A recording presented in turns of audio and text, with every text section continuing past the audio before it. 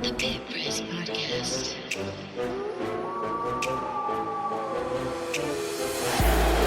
Reinholdt launches from downtown. No. Van Horn, no. And that's it. New Mexico with it. Some big-time games and shots. How about this? Where have you been? MC knocking him down twice. Looking top and keeping it alive. House from knee. Got it. This kid is amazing. This is what got them in trouble. That ball screen giving up the mid-range. Look at this foul. House again. It's topping. Fifth assist. And New Mexico's going to dribble out the clock. The Lobos three-peat as conference tournament champions Kendall Williams fires the ball into the air. But New Mexico wins it this afternoon 64-58 over San Diego State. And the Lobos claim the Mountain West Conference's automatic bid into the NCAA tournament.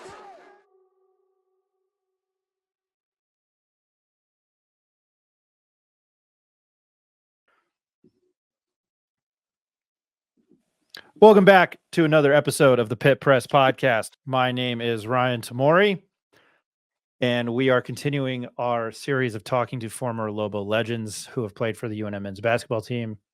And I think we should probably try to hunt down some women that have played for the UNM women's basketball team, Ed. We've talked to Doris Gary, Phil Smith, Kenny Thomas, Mike Winters, and I know you're very excited to have this guest on today. Before I get to you, Ed, though, I got to thank our sponsors. If you're looking for a place to watch the Lobos when they are on the road, head over to Turquoise Desert Tap Room. It's only a few minutes away from Santa Ana Star Casino. Catch the Lobos. Other college basketball, they're having a Super Bowl party. If you're listening to this before then.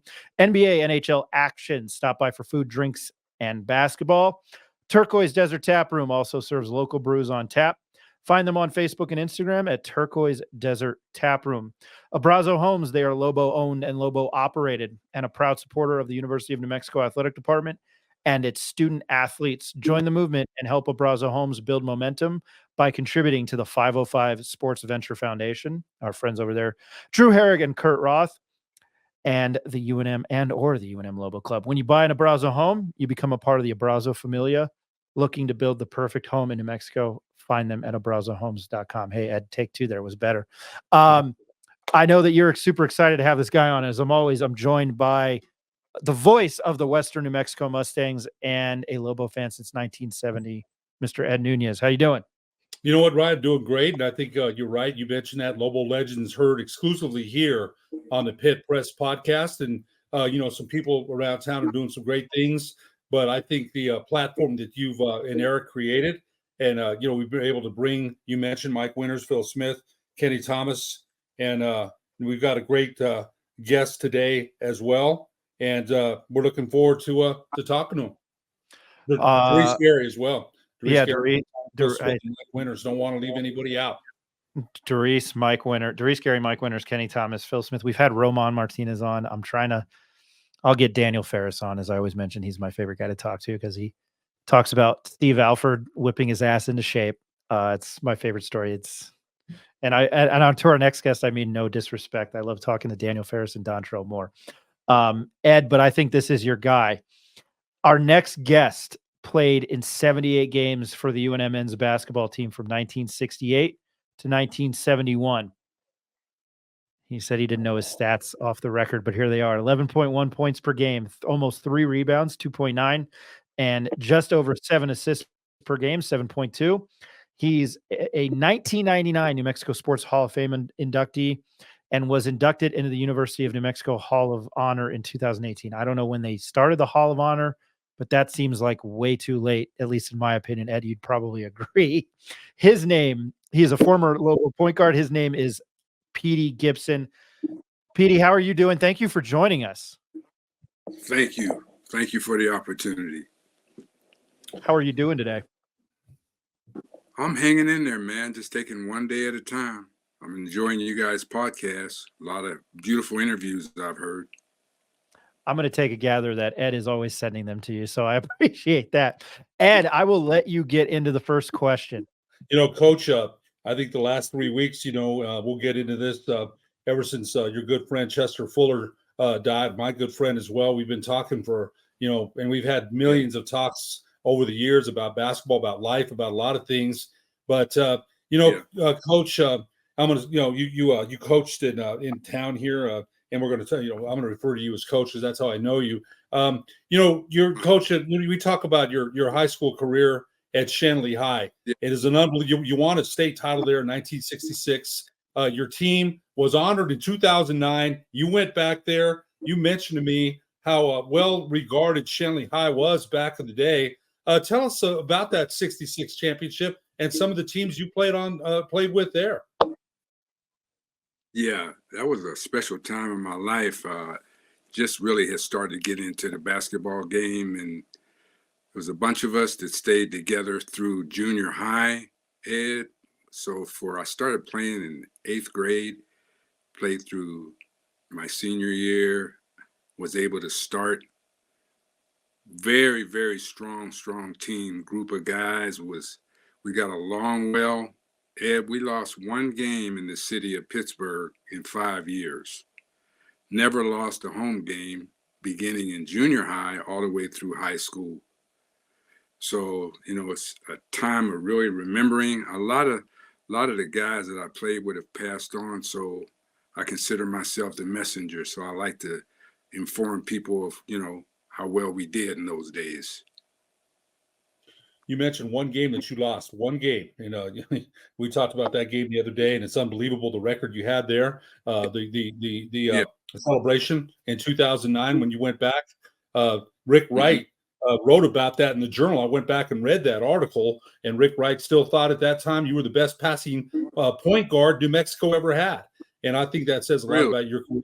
Yeah, he did. I went back and read that, and that was in 2009. And it was quite a celebration when you went back to Shenley. And you mentioned meeting Milwaukee Bucks head coach George Karl later, and he was a fan of yours growing up. We'll talk more about that in a little bit. But Coach, who were some of the players you played against growing up? You mentioned to me Spencer Haywood. You mentioned some other players that you played against and later played in the pros.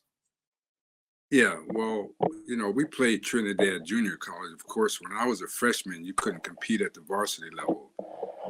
So Spencer went to Trinidad Junior College, and they had a powerhouse team. That was the only game we lost my freshman year. We split with them.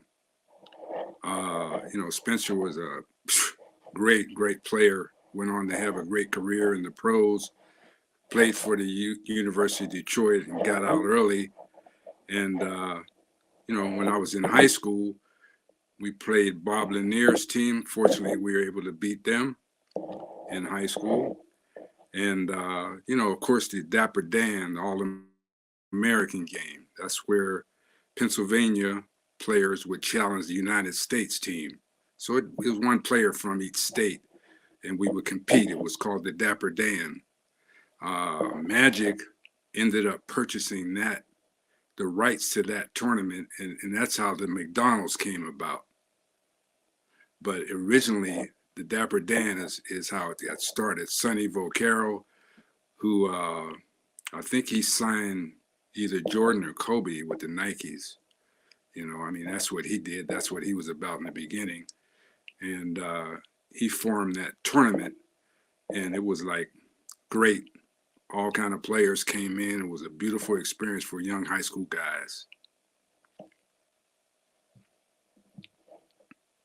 That's quite. Ed, you were, me and the history. I'm loving all this. This is great. Oh yeah. Oh, he's got some great stuff. Yeah, it's my U.S. history degree that from UNM that I don't use. What was it that led you to come and play? I'd run that joke into the ground, Ed. Mr. Gibson, what was it that led you to come and play to the University of New Mexico? I'll tell this, my parents are both from New Jersey. I'm from Albuquerque, but I grew up going back and forth, and I've heard stories about when my dad moved out here to work for Sandia. It was like, you're going where? Obviously, you've got East Coast roots in the Pittsburgh area, but what led you to the University of New Mexico in Albuquerque? Well, a buddy of mine, Ken Durrett, he ended up going to LaSalle. He was the 4th pick in the draft in '71. And he and I visited schools and we were planning on going as a package deal. We visited UTEP the year after they won it all. We were recruited there. And we visited University of Miami. I think Gardner Webb, what's this guy's name? I can't think of his name right now. Artist Gilmore. He went to Gardner Webb. We were considering going there, and Niagara University. Niagara was the university that we chose. We spoke with the coaches and everything, and we were supposed to attend that university. What ended up happening at the last minute, that coach didn't come in to sign us. We don't know what really happened. And he ended up going to LaSalle, where he had a great career. His sophomore year, they were number 2 to UCLA. He led the team in rebounding and scoring. And the other 4 players actually got drafted, so they were very strong. There was a guy by the name of Stretch Howard, who everybody knows. I played against Stretch in high school. He had a connection with New Mexico. They sent Stretch to Hartnell Junior College, where he played prior to coming here. And he was very, very instrumental in me coming to the university. They had a guy back in Pittsburgh. His name was Ace. He was a contact for the University of New Mexico. New Mexico was looking for a point guard, and I sort of fit the bill. So it was a last-second decision. Came here, and I'm awfully glad that I came here. I really am. Great opportunity. The fans just embraced me. I can remember prior to my mother passing away, different people would send different letters and plants and all kind of different beautiful things to my mother, showing their appreciation of me being here as a Lobo basketball player, and something I never, ever will forget. Did you mentioned UTEP? Did you ever meet Don Haskins? I would imagine you had to have if he was recruiting you. Yeah, we met Don Haskins, and every college we visited, we brought our tennis shoes so we could, scrimmage the guys. And unfortunately, that day we didn't scrimmage them. He's a nice guy. He was putting together a pretty strong program. It's just the Southwest was a little hot for us. It was a big adjustment. So we kind of made the decision that we weren't going to attend a college or a school in the Southwest, because I didn't visit UNM prior to coming here. But, I wanted to get an education, and they recruited me pretty hard. So the decision was made. Bob King has been from one coach to another. Bob King has been described as the architect of Lobo basketball. Can you tell us about him and his coaching style? Yeah, Bob was a disciplinarian. It was either his way or the highway. That was who he was.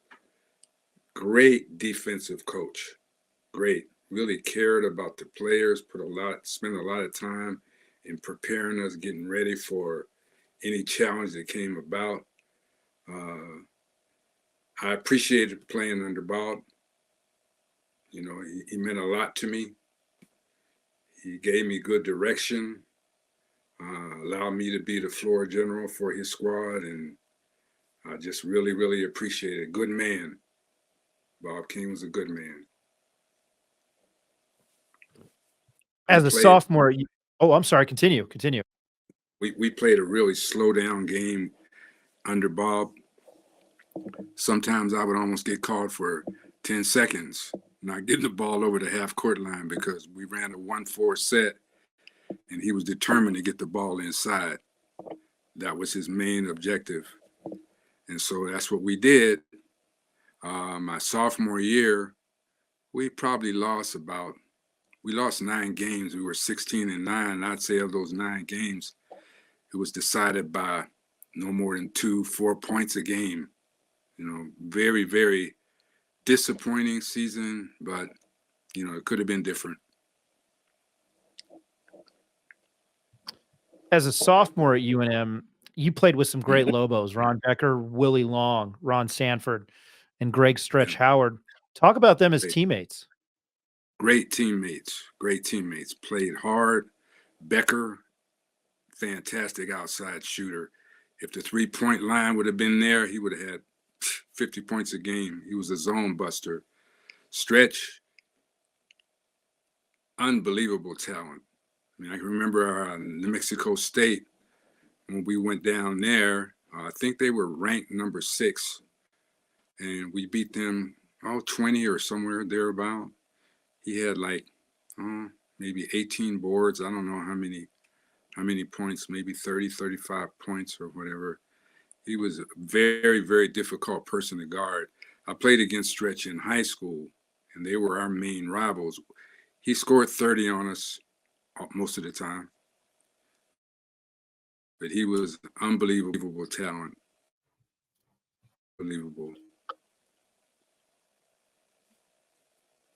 Coach, you mentioned, and Ryan mentioned that Greg Stretch Howard, that game against New Mexico State that year had a little bit of a backdrop. I went back and read an article, and Stretch had been suspended for a game. And it said in this article for watching the TV that was connected in his back, the back of his car, the back seat.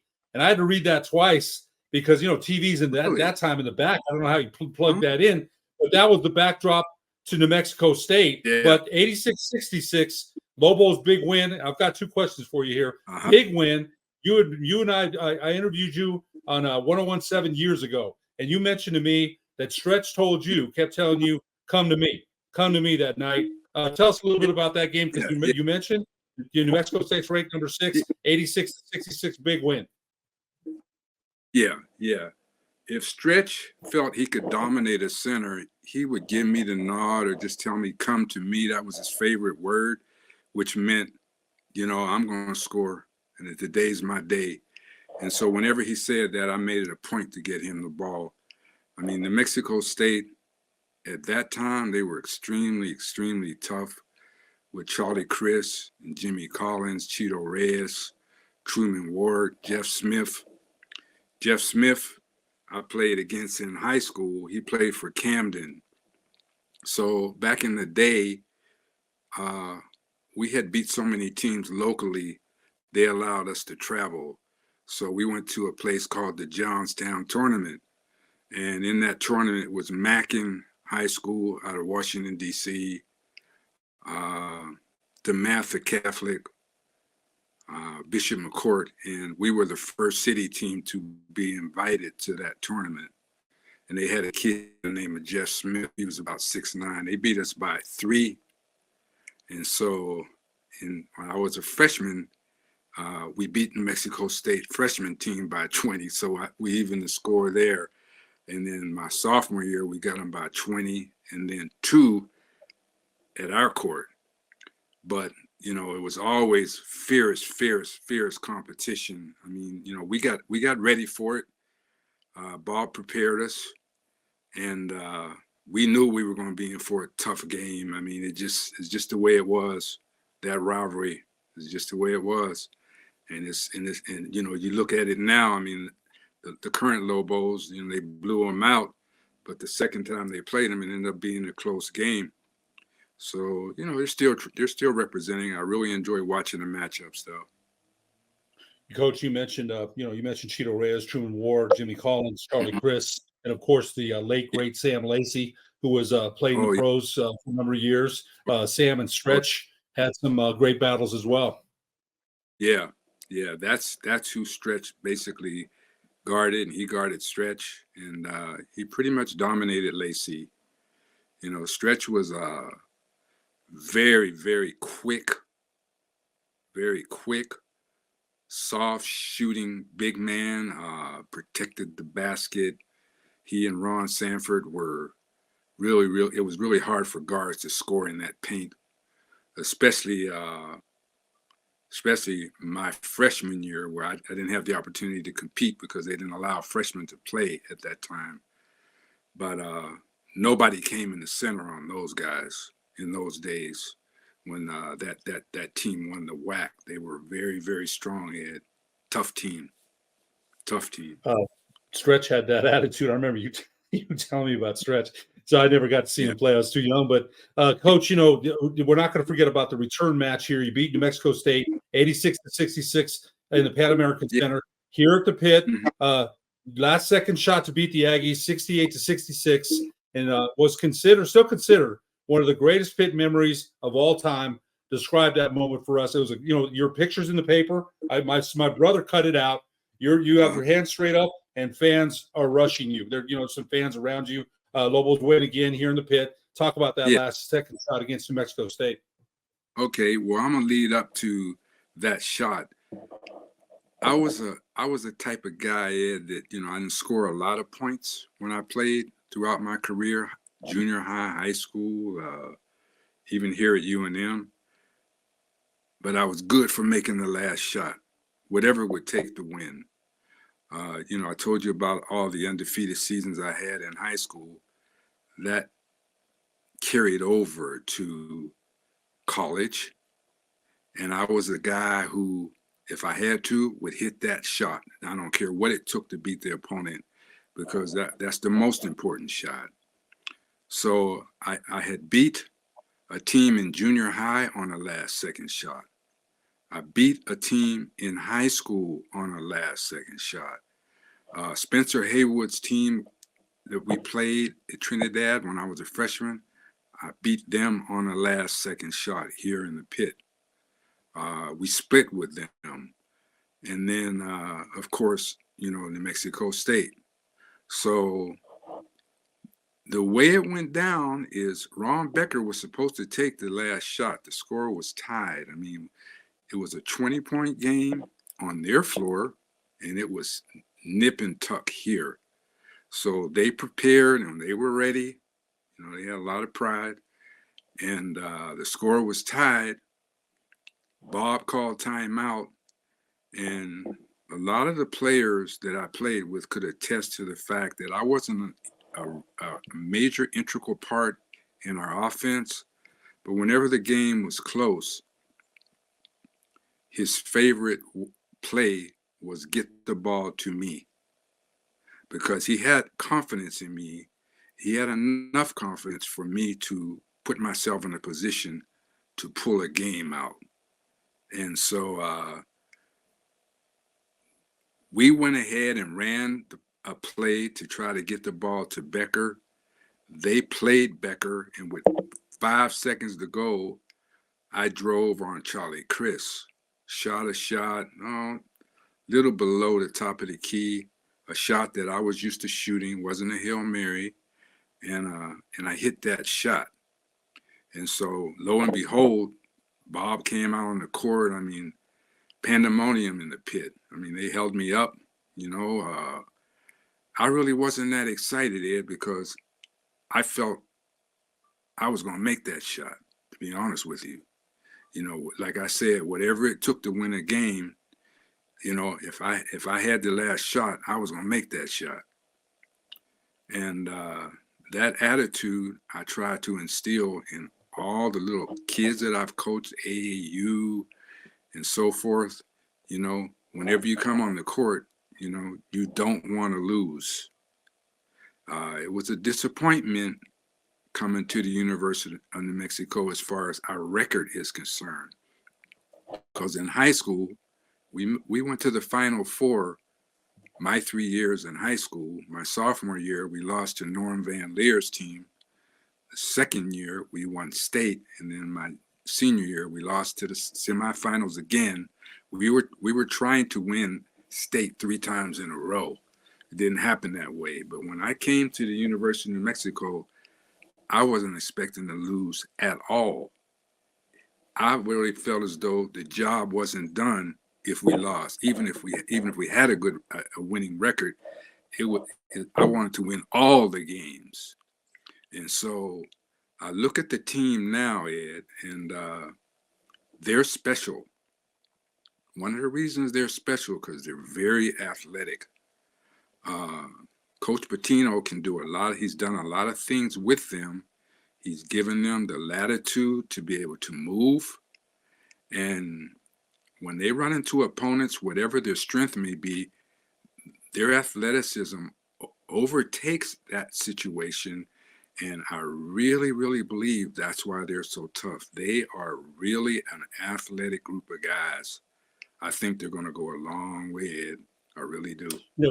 Coach, one of the things you mentioned, we'll get to them in a little bit. Hard to guard, be hard to guard, right? And I think New Mexico has a bunch of guys that are hard to guard. And if you're a coach, if I'm coaching the other team, we'll say take the ball out of that guy's hands, but then it gets into House's hands. Even Washington the other night, limited minutes, but a beautiful move with the left hand on the right side of the baseline. And you're watching that, you're like, God, this guy comes off the bench and he's that good.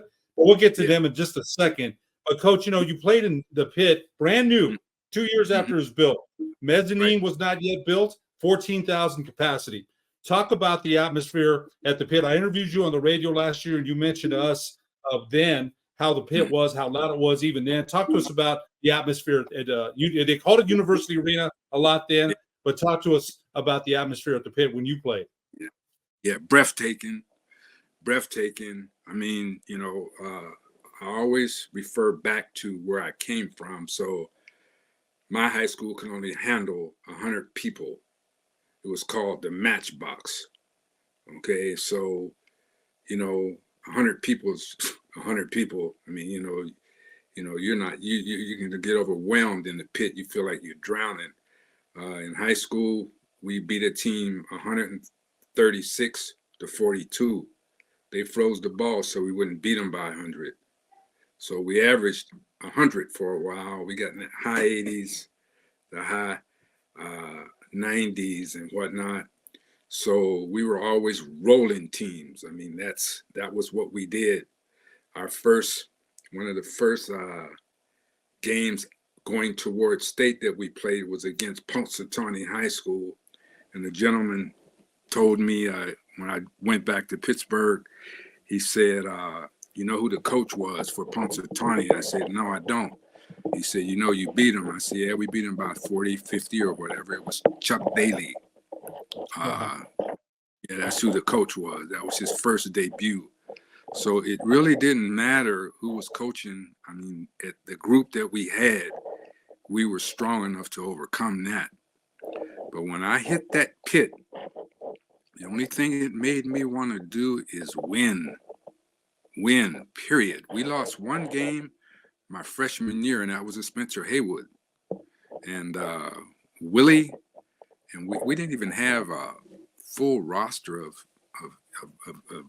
young men on scholarship. We had Cheeto Reyes' cousin, Armando, who played baseball. He was my height.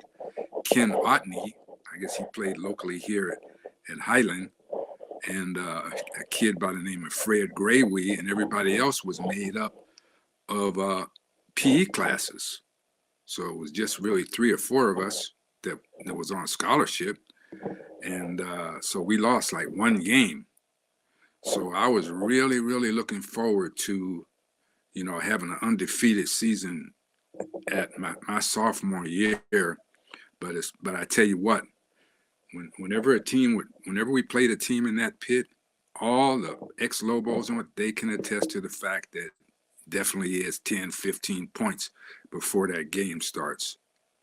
I mean, we played Temple. I got the most valuable player my sophomore year in the Christmas tournament, and we beat Temple, and Temple won the NIT that year. I think we beat Temple by maybe 20 or something like that. Because they couldn't get up and down that floor. They were, they had to use oxygen masks, But really, wow, yeah. You didn't tell me that one. That's one you didn't tell me. No, it was like that. So when you came out on the court, I mean, you could just feel it, the buzz, and getting back to my friend Chester Fuller. When he first came to New Mexico from Independence, Kansas Junior College, I was helping out at the university.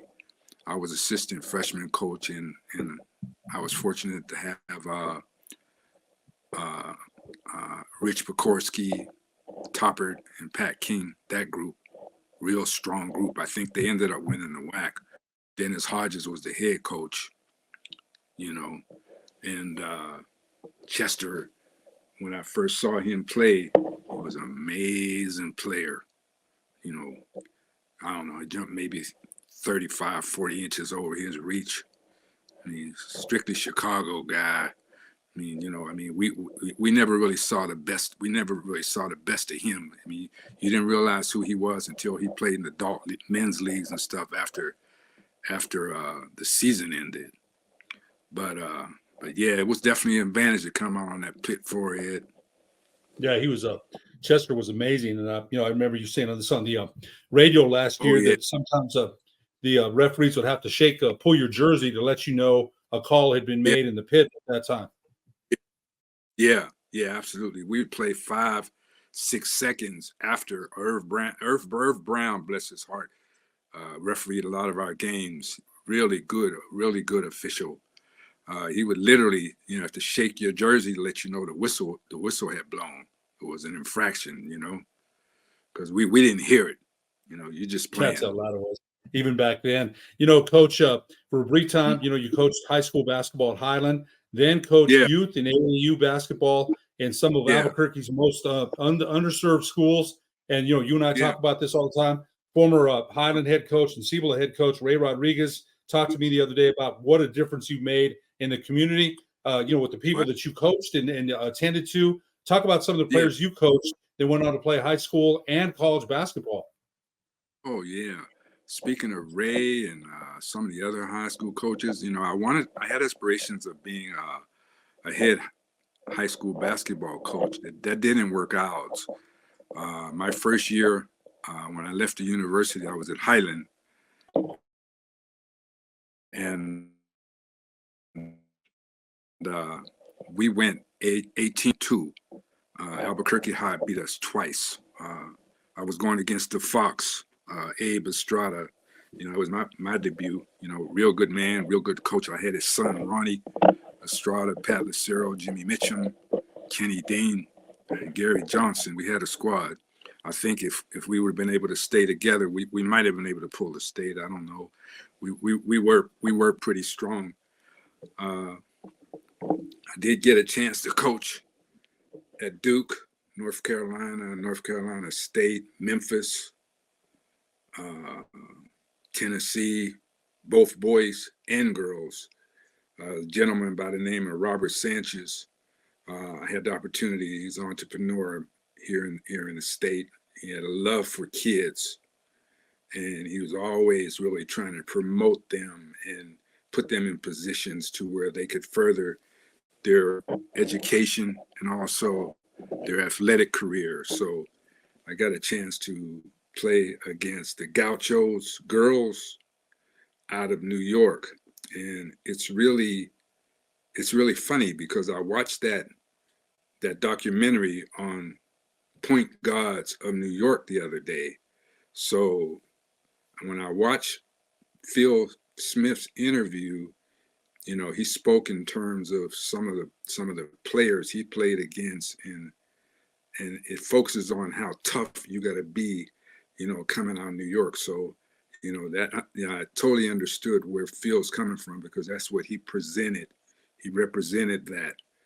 And so I listened to some of the guys some of the coaches talking about how New York Riverside Church and the Gauchos, hey, those were the premier AAU teams, and I got a chance to play against both of them. My girls played the Gauchos, and then the boys played New York Riverside Church. And, of course, it ended up being a 20-point loss. But the thing is, it was the experience and the environment and allowing them to compete at a really high level. My girls beat an Orlando team that had won 3 AAU championships. We beat them by 4 in North Carolina, I think. We beat some teams that where the girls went to the WNBA. we beat Leon Wood. I watched him referee a game the other day for the NBA. He was coaching his daughter's team. I think we were in Memphis. I'm not sure, a LA team. We were able to pull that victory out. So it was a situation where, I always wanted to play against the best, coach against the best, because that's the only way you really see where your game is. I coached a team with Joey Montano, his father, Joe Montano, who passed away, a dear friend, used to do Michael Cooper camp, and I used to help him set up that camp behind the scenes. He was real instrumental in helping me, do different things through the city. We went to a tournament in Vegas, 8th graders, and Tyson Chandler, he was 8th grade. We didn't play him. We played Slam and Jam out of Compton. But, Tyson Chandler was 6'8" in 8th grade. And he was already ready. He was already ready. Wow. And so, but one of my favorite teams was America's Most Wanted. That was the name of the squad. It was Josh Jenkins. I had Eric Caccini, Alex White, Harvey Hale, Jordan Locke, 9th grade. And I had coached with a great AAU coach here in the city, Henry Saavedra, who he was a really, really, really strong coach, beat everybody. And I coached with him one year, and then the next year I coached the team, and we ended up going to Arizona, and we won the tip-off over there, with those kids, with David Cayenda, and we played up. We played 3 years up, so we were 9th grade, and we played seniors. So we beat Oñate. Oñate has the players that had won state. I think the year before, a lot of them, we beat that team with those kids. They were a group. And so when you look at a situation where you have a lot of talent, you can't overcoach. You just got to give them enough to give them direction. You got to be a disciplinarian, but you got to give them grace to grow as well. And if you can figure that out, which I was able to do, you're going to be successful. And that's kind of what I see with these Lobos. I kind of see that there, because I was watching a game when they played Nevada, and I watched Nevada play several games prior to the Lobos meeting them. And last year, I would have a question mark in my head as to how they would handle that 6'6" guard that Nevada has. But as I looked at the Lobos, don't know all the names of the players that well, but they have enough talent to be able to deal with that dude with his size, because he's capable of taking over a game. But the Lobos had not maybe 1, 2, 3, 4 players who could get with him. That's why I think if they can keep rolling and they get outside of the conference, they can make some noise, because they really, really got what it takes. And if they really put their minds together to the point where they realize you're only going to have one opportunity to make a run, because when this season's over, you only got a memory. Every play, everything you do on that court, 100% against no matter who you playing. When you adopt that attitude with the talent that they have, they should be able to do it, because they're special. They're special. and the kid House, he goes off. He goes off, but that's the way he leads. That's who he is. So when he when the game starts, he sets the tempo. Because when I was in high school, the guard that I played with, that was our main objective, is to cut the other guards out. If we are able to cut the head off, the body will follow. So it was our responsibility to try to do whatever we could to stifle the guards, and we did a pretty good job in that situation. And when he picks a guy up full court, the kid is in trouble because this guy got long arms. He's fast. He just really needs to relax a little bit, and he would have even more steals and less fouls than he's been getting, because he is definitely talented. His shot is good, and he goes to the hole, this, that, and the other. But it's his defense. Yeah.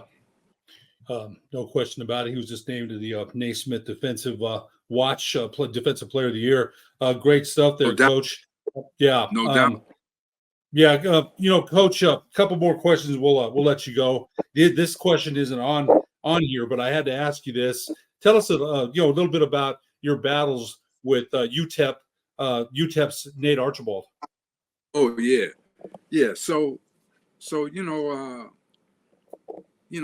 I gotta always give you a little history. So you gotta understand where my mentality was. And my freshman year, as I spoke before about Sanford and Stretch not allowing anything down the middle. My freshman year, I was watching the UTEP game, and they started a kid.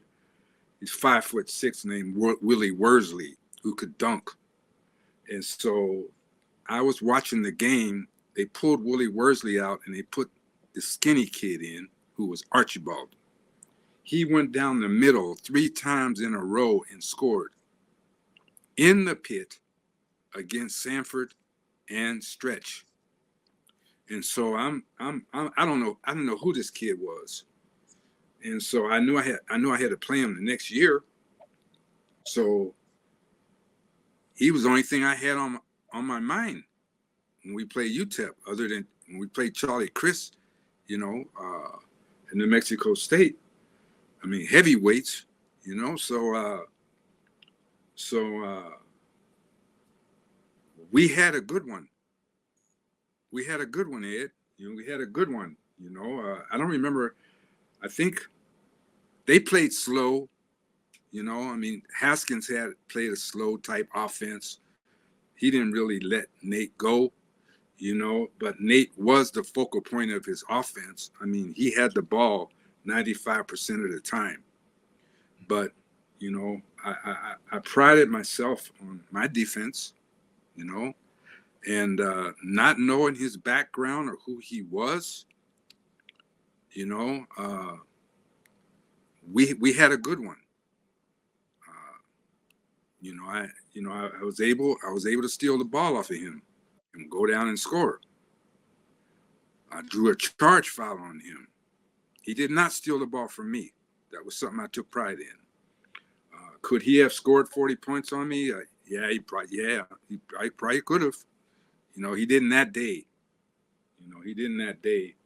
And that gave me a tremendous amount of confidence, because he was one of the premier point guard in the league.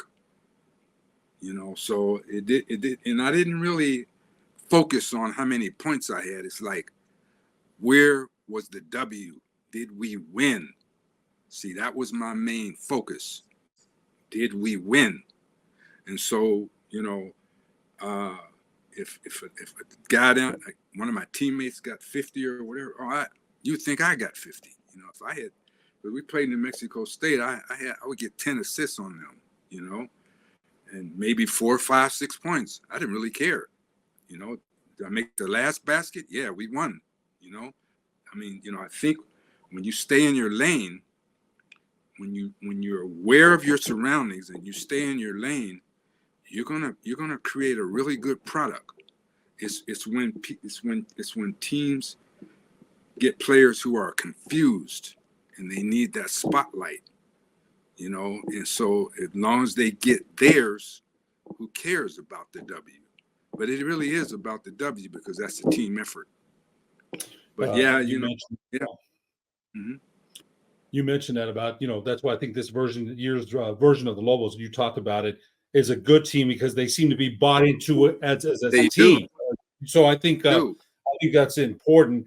Two quick questions, Coach, we got left for you, and we'll let you go. You mentioned your friend Chester Fuller, Senior, passing away in December, and a great man. He mentored to me a lot in the city of Albuquerque. What did his friendship mean to you? What did he mean to you as a friend? Oh, you go through seasons, and there's a period of time where I wasn't around him a lot. But in the last probably 10 years, our friendship got stronger. We were taking the time to visit. We went to different games together. The way we're talking now, that's how he and I would talk. His son, Chester Jr., Anthony, Lamar, beautiful kids, man. He and Annie did a beautiful job with them. He always, really tried to, make sure you were taken care of. And if he could help you, he would. That was his heart. That is who he was, But I do want to say I'm a Christian, Ed, and I like for it to be mentioned throughout the air that, I take my relationship with the Lord serious, and most of the things that I do, are centered around that, even as far as this interview is concerned. Thank you for allowing me to speak, for remembering me as a player and as a man in New Mexico. That's very, very important. And so a shout out to all the Lobo, ex-Lobos, and this and that. You're in a position where you have an influence on people you have in contact with because they appreciate how you played. But it's how you live your life and what you say to people that you come in contact with that goes a lot further than Lobo basketball, because it is going to end one day. If you're current, and if you already played, you have something to talk about. You have something in common with somebody who was interested in and enjoyed how you performed. Plenty of people remember you. That's why we wanted to have you on. You're still a Lobo legend. One last question, and this is a conjunction with Black History Month. Your grandfather, Josh Gibson, one of the greatest baseball players of all time. A legend. When I think about his name, I get shivers up and down my spine. He died before you were born. What impact did his legacy have on you? Okay. My grandfather died a year before I was born, so I didn't meet him. I didn't have a chance to talk with him. I wasn't able to sit on his lap like a grandson would sit on a granddad's lap or get this advice or that advice. I did book reports when I was in elementary school. And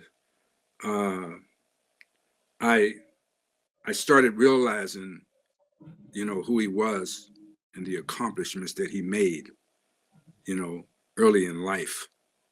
That catapulted into me trying to be the best that I could be in my city. And so our high school team is in the Heinz Museum alongside of the Pittsburgh Steelers and some of the old black ball players that played before the color line was broken. So that kind of speaks for itself as far as my motivation, because I was a little league, I was a catcher like he was, and I played little league baseball. See, so I transitioned in 8th grade to basketball because all my friends started playing basketball. And, as far as his accomplishments and stuff like that, if of course he died at an early age. Jackie Robinson was they were on the same team, so of course, he hit more home runs than Babe Ruth. They didn't give him the credit for it. They just really acknowledged it not too long ago because they didn't keep the stats as accurate as they do, But some of the old timers, when I grew up, would tell me that if he hit a ball in the infield, they would get out of the way because he'd hit that ball so hard. He hit the longest ball out of Yankee Stadium before they tore it down. So he was a powerful guy. Yeah, unbelievable. Coach, we sure appreciate you sharing your memories of Josh Gibson. And when you say those things, it's wow, what a legacy he left for you. And you mentioned you had done some catching, and it came natural to you. So unbelievable, Coach. Yeah, go ahead. Yeah, I didn't know. Most of the guys didn't want to catch, and I was good at it. I mean, I made the All-Star teams, because, that's where Williamsport, we always try to go to Williamsport. Williamsport is still kicking, So I was able to master that skill. I was good at it, and so I inherited it, I guess. Yeah, no doubt about it. Coach, again, we appreciate your time. Ryan, did you have any more questions for Coach Gibson? No, I didn't. I'm a big, as I mentioned, I don't remember if I mentioned it on air. I probably was making fun of myself off air. Yeah, I have a U.S. history degree from UNM.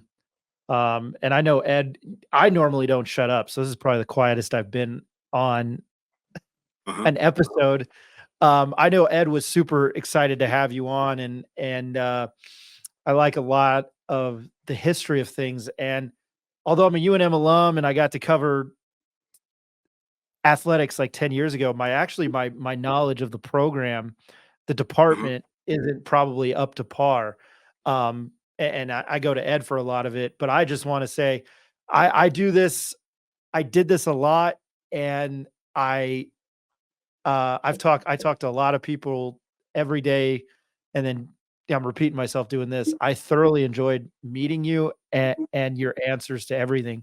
So I really appreciate your time joining us. I really, truly do. From the bottom of my heart, I appreciate it. And the feelings are mutual, my friend. Speaking, I always want to give the point guards a plug. I always want to give the point guard a plug. You and them have been blessed with the amount of solid point guards that came through here.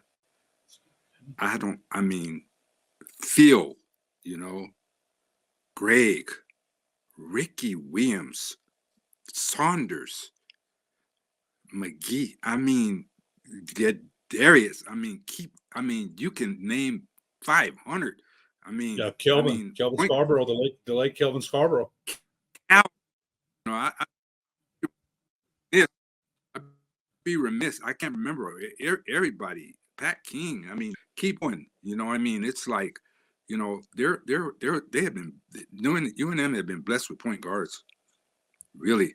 So whenever I'm mentioned or asked to give an interview because of somebody appreciating what I contributed in that position to, help the university win games and this and that, I'm humbled. Literally humbled, man. And one more thing, like whenever I stand at Pitt, whenever they did introduce the alumni at halftime of the games, I stand there and the guys are so much taller than me. I wonder how I did it. I'm serious. They're like giants, because my daughter, she said, Dad, she said, I can't believe you accomplished so much. They're way taller than you. And I said, I have to agree with you. I have to agree. So especially when the guys that are like under 6 feet and they're getting down, man, it's like a challenge. It's a challenge. It's a real challenge. And nowadays, it's, you can count on one finger, one hand, how many professional players. You just look at Kyrie and, well, he's 6'2", 6'3", I mean, there's no small guards running around playing in the Muggsy Bogues and what was it? What was it, kid? The one slam dunk contest? Spud Webb and that. I mean, you don't Nate Robinson. You don't. Yeah, Nate Robinson. Yeah. That kid Alvarado for the Nate, New Orleans Pelicans. Yeah. Yeah. You know, Calvin Murphy. You know, I mean, it's those the guys are warriors. Absolutely. Mm-hmm. Well, what's really funny is I told one of my friends that he and his dad have season tickets and they go. And I said, "Oh, we got Phil Smith on." And then I said Mike Winters. And I this is about a month ago when we decided to start talking to the older guys. And don't kill me, Ed, when I say that. I feel bad saying that now. No, not at all. He asked me, he goes, "You getting Petey Gibson on?" And I said, "Well, Ed's trying to get him on." And he was kind of like, no way. And my friend's father's in his mid 70s, and he was like, he moved here from Minnesota, and he's been a season ticket for I don't know how long. So I know we'll have many more people excited that we talked to you, and I know Phil was a big hit. But I know that the Petey Gibson was definitely circled. So again, I'm thanking you. Oh yeah, I appreciate it, man. Really.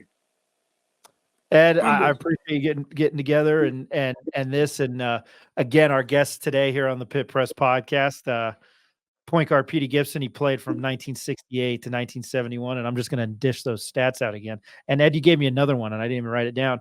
11.1 points per game, 2.9 rebounds a game, 7 assists a game. Member of the New Mexico Sports Hall of Fame and the University of New Mexico Hall of Honor. He is Petey Gibson. If you're watching this on YouTube, I've got to do this, and I hate doing this. Hit subscribe on the bottom. Talking college basketball all the time, and we'll definitely have to have you on down the road, Mr. Gibson. Much appreciated. Yeah, and we don't want to forget Ira Harge. Ira Harge was one of the pioneers, man. Love to get Mr. Harge on, Coach. Let's work on him too. Ira Harge, man. Yeah. Yeah, absolutely.